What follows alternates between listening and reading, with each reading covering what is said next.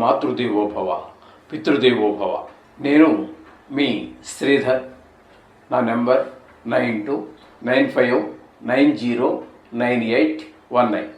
ఇప్పుడు మనము 16వ తారీఖు ఆగస్టు నెల 2025 నుండి 31వ తారీఖు ఆగస్టు నెల 2025 వరకు ఈ 16 రోజులు అంటే దీని పక్ష ఫలితాలు అంటారు. పక్ష ఫలితం అంటే పక్షం అంటే 15 అని భాగం అర్థము. ఎందుకంటే 30లో సగం కాబట్టి కొన్ని నెలలకు 31 వస్తాయి కాబట్టి 16 చెప్పుకున్నప్పటికీ కూడా దాన్ని పక్షఫలితమే అంటారు.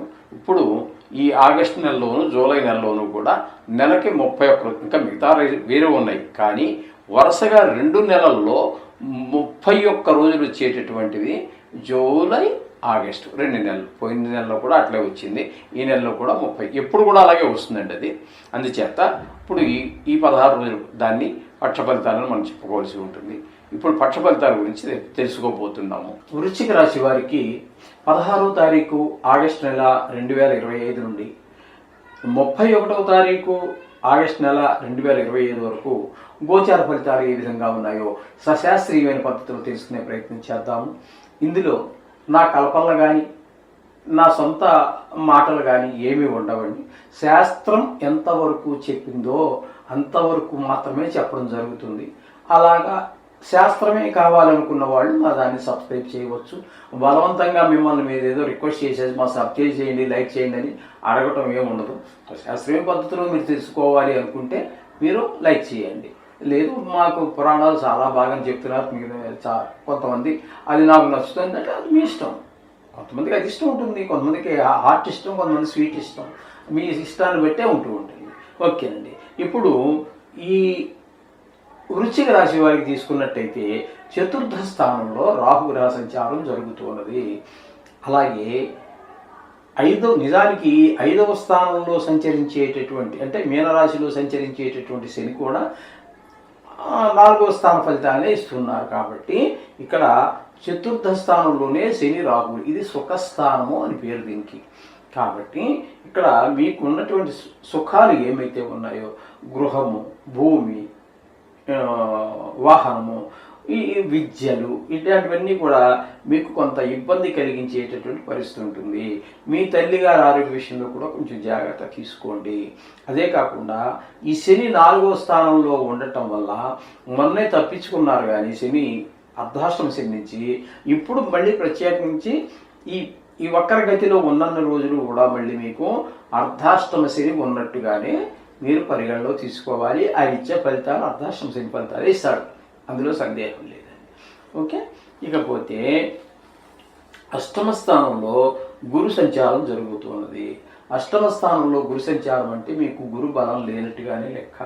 కాబట్టి ఇక్కడ ఆయుస్థానం కాబట్టి కొంతమందికి కోట్లాది మందికి సంబంధించిన విషయం చెప్పుకున్నాం కదండి. కొంతమందికి ఆయుర్దాయం మీద దెబ్బ పడవచ్చు. అయితే ఇక్కడ ఒక లాజిక్ ఉన్నదండి. ఇంతవరకు మీకు ఎవరన్నా చెప్పారో లేదో నాకు తెలియదు, కానీ 8వ స్థానంలో కనుక గురువు ఉన్నట్టయితే అది ఆయుస్థానం కాబట్టి ఆ ఆయువు పోయే విధానం ఏదైతే ఉందో కొంతమంది ఓ 10 రోజులు, 15 రోజులు, నెల రోజులు మంచాన్ని పడి ఉండటము. కొంతమంది మహానుభావులు అయితే సంవత్సరాల తరబడే మంచం మీద ఉంటారు. అటు పోవడం ఇటు బతకడం, ఆయనకి అన్ని బెడ్ రిడెను, వాళ్ళకి చేయలేక పాపం వెనకాల వాళ్ళకి చాలా ఇబ్బంది. అంటే ముందరండి మరి చిన్నప్పుడు వారి తల్లిదండ్రులు చేయలేదా? తల్లిదండ్రులు చేశారు, కానీ మన పిల్లలు మనం చేయాలని ఏం లేదు కదా. మన పిల్లలు కోడళ్ళు వీళ్ళు చేయాలని ఏం లేదు. కానీ ఆ విధంది లేకుండా 8వ స్థానంలో కనుక అత్యంత శుభప్రదమైనటువంటి గురువు ఉన్నట్టయితే వారి మరణం చాలా సునాయాసంగా జరుగుతుంది. ఒకవేళ బాధపడినా 1-2 రోజులు, ఒక్కోళ్ళు అయితే అసలు అది కూడా ఉండదండి. మనం చాలాసార్లు వింటూ ఉంటాం, అరే గంట క్రితం నేను మాట్లాడాను ఇప్పుడే పోయాడు అంటుంటారు. అటువంటి మరణం రావడానికి కారణం గురువు గారు 8వ స్థానంలో ఉండటమే. ఇది గుర్తుంచుకోండి. ఇది ఇంతవరకు మరి మీకు ఎవరన్నా చెప్పారో లేదో నాకు తెలియదు, ఇది మాత్రం ఇది గుర్తుపెట్టుకోండి. అలాగే 8వ స్థానంలోనూ భాగ్యస్థానంలోనూ 2 స్థానాల్లో శుక్రగ్రహం యొక్క సంచారం జరుగుతోంది. ఇప్పుడు ఈ 8వ స్థానంలో ఉన్నప్పుడు శుక్రగ్రహం అనుకూలిస్తూనే ఉన్నాడు. కాబట్టి ఈయన మ్యాక్సిమం మీకు ఉంటాడా పోతాడా అని అనుమానం ఉన్నటువంటి రోగి ఎవడైనా ఉన్నా కూడా వాడు మళ్ళీ తిరిగి పుంజుకుంటాడు, పోడండి. అది శుక్రుడు చేస్తూ ఉంటాడు ఈ పని, ఈ అష్టమ స్థానంలో ఉన్న కారణంగా. అలాగే పెద్ద దుఃఖం ఏమి రాకుండా కాపాడుతూ ఉంటాడు. అలాగే ధన నష్టం జరగకుండా కాపాడుతాడు, కలహాలు రాకుండా కాపాడుతాడు, పరాభవం జరగకుండా కాపాడుతాడు 8వ స్థానంలో శుక్రుడు ఉంటే. అలాగే 9వ స్థానంలో కూడా కొద్ది రోజులు ఉన్నారు కాబట్టి, 10 రోజులు 11 రోజులు ఉంటున్నారు కాబట్టి ఈ ఈ 9వ స్థానంలో కూడా భాగ్యస్థానం అంటాము దాన్ని. అక్కడ ఉండటం ద్వారా ఆయన మీ యొక్క తండ్రి గారి యొక్క ఆశీర్వచనం మీకు లభించటము, అట్లాగే ఈ సుఖాలన్నీ ఇంట్లో ఏవైతే వస్తువులు ఉన్నాయో వాటి సుఖాన్ని అనుభవించటము, దైవభక్తి పెరగటము, అనుకోకుండా గుళ్ళకి వెళ్ళటము, ఇట్లాంటివన్నీ కూడా మనకి ఈ భాగ్యస్థానంలో శుక్రభగవాన్ యొక్క సంచారం వల్ల కలుగుతూ ఉంటాయండి. అంటే 2 స్థానాల్లోనూ కూడా, అంటే అష్టమ భాగ్యస్థానాలు రెండింటిలోనూ కూడా శుక్ర భగవానుడు మీకు అనుకూలమైన ఫలితాలు ఇస్తూ ఉన్నాడు. కాబట్టి ఈ షేర్ మార్కెట్లో ఉన్నటువంటి వారికి, టీవీ రంగంలో ఉన్నటువంటి వారికి, వీరందరికీ కూడా చాలా శుభప్రదమైనటువంటి ఫలితాలని శుక్ర భగవానుడు ఇవ్వబోతూ ఉన్నాడు. ఇకపోతే భాగ్యస్థానంలోనూ దశమ స్థానంలోనూ రవి యొక్క సంచారం జరుగుతోందండి. భాగ్యస్థానంలో రవి యొక్క సంచారం కేవలం 2 రోజులు మాత్రమే ఉంటుంది. అక్కడ మీకు ఏమీ ఉపయోగం లేదు. తదుపరి ఆయన దశమ స్థానంలో ఒక 14 రోజుల పాటు ఉన్నారు. ఆ 14 రోజులు కూడా మీకు దశమ స్థానం కాబట్టి దశమంలో సూర్య భగవానుడు మంచి శుభ ఫలితాలనే ఇస్తారు. తద్వారా చేసేటటువంటి ఆరోగ్య పరిస్థితులు బాగుంటాయి, చేసేటటువంటి వృత్తిలో కానీ ఉద్యోగంలో కానీ మీకు చాలా చక్కగా ఉంటుంది. ప్రైవేట్ వ్యాపారం అయితే వ్యాపారం బాగా నడుస్తుంది. అలాగే కీర్తి, అధికారం అన్నీ కూడా బాగా మీకు పెంపొందించేటటువంటి పరిస్థితి అంతా కూడా దశమ స్థానంలో రవి వలన కలుగుతాయి. అలాగే కాకుండా ఎవరైనా ఉద్యోగార్థులు అన్ని పరీక్షలు రాసాము, దానికి అటెండ్ అయ్యాము, దీనికి అటెండ్ అయ్యాము, చదువు పూర్తయింది, అదేది ఏవో పరీక్షలు ఉన్నాయి కదండి, నీట్ అని మరోటని ఇట్లాంటి వాటికి అటెండ్ అయ్యే వారికి కూడా వాళ్ళకి అది పాస్ అవ్వటమో లేకపోతే పాస్ అయిన తర్వాత విజయం సాధించిన తర్వాత వారికి ఉద్యోగం లభించటమో జరగడానికి కూడా అవకాశం రవి యొక్క దశమ స్థానం వల్ల కలుగుతూ ఉంటుంది. ఇకపోతే బుధుని యొక్క సంచారం భాగ్యస్థానంలో బుధుని యొక్క సంచారం 28 వరకు ఉన్నారండి. తదుపరి దశమ స్థానంలో ఒక్క 3 రోజులు మాత్రం ఉన్నారు. ఈ 3 రోజులు మాత్రం దశమ స్థానంలో 3 రోజులు మాత్రం వ్యాపారం బాగా జరుగుతుంది, ఆదాయం వస్తుంది. భాగ్యస్థానంలో ఉన్నప్పుడు మాత్రం కొంత ఆయన అనుకూలమైన ఫలితాలు అయితే ఎవరు దానాలు ధర్మాలు ఇట్లాంటివన్నీ చేయడం కొంచెం ఇబ్బంది అవుతూ ఉంటుంది. ప్రత్యేకమైన శ్రద్ధ తీసుకుని తండ్రి గారి పట్ల సేవ చేయటము లేకపోతే వారి ఆశీర్వచనం పొందటం కూడా కష్టమయ్యేటటువంటి పరిస్థితి ఉంటుంది.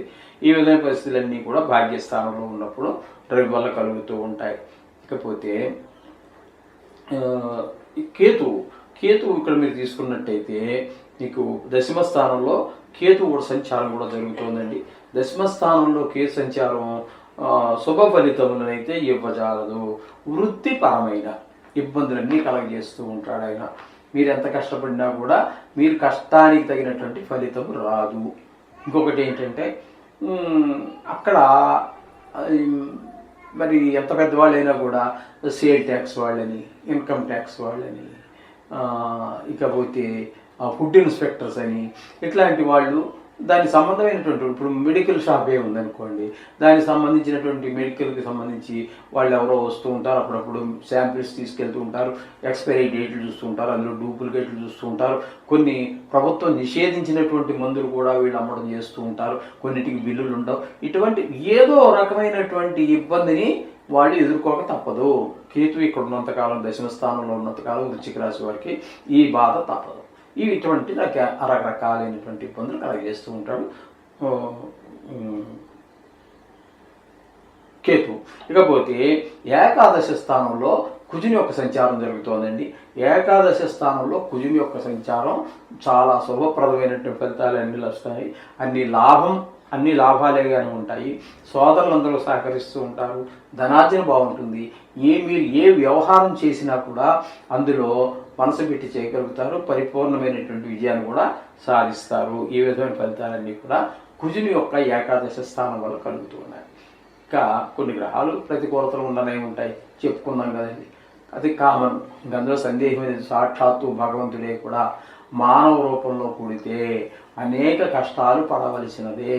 ఇప్పుడు మనకి ఎందుకంటే రాముని తీసుకోండి, కృష్ణుని తీసుకోండి, ఒక సీతమ్మ వారిని తీసుకోండి, ఎవరు మానవ రూపం ధరించినా కూడా ఇబ్బంది పడుతూనే ఉన్నారు. శంకరాచార్యుల వారిని తీసుకోండి, సాక్షాత్తు శివుడే.